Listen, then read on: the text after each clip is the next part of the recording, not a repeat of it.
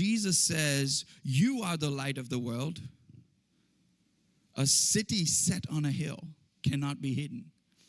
That's what the Church of Jesus Christ was meant to be in these last days.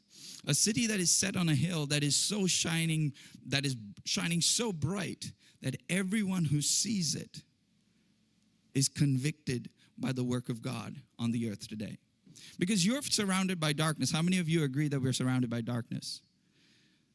Right? But how many of you agree that we're surrounded by light?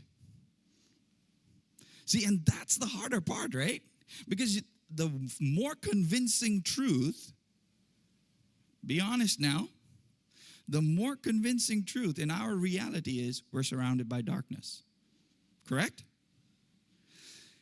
But biblically, for you who have been saved by Jesus Christ and you have been brought out of darkness into the kingdom of light. So what are you surrounded by again? Do you see where we often struggle? Because we are living in a crooked and dark place, and we often say, well, I'm surrounded by darkness. But for the church to authentically say that I'm covered and surrounded by light, we need to be people of light. We need to be people who live so clearly in that reality. And I'm not talking about a head in the sand kind of reality, but a very clear-eyed reality where the presence of God in the church is something that is so manifest.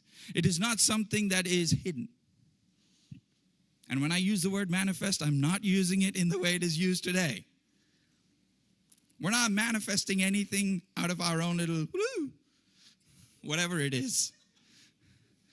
It is the presence of God among His people. You cannot fake God. So when we talk about the manifestation of God by His Spirit, we are talking about the presence of God being so clearly identified, not the ways of man.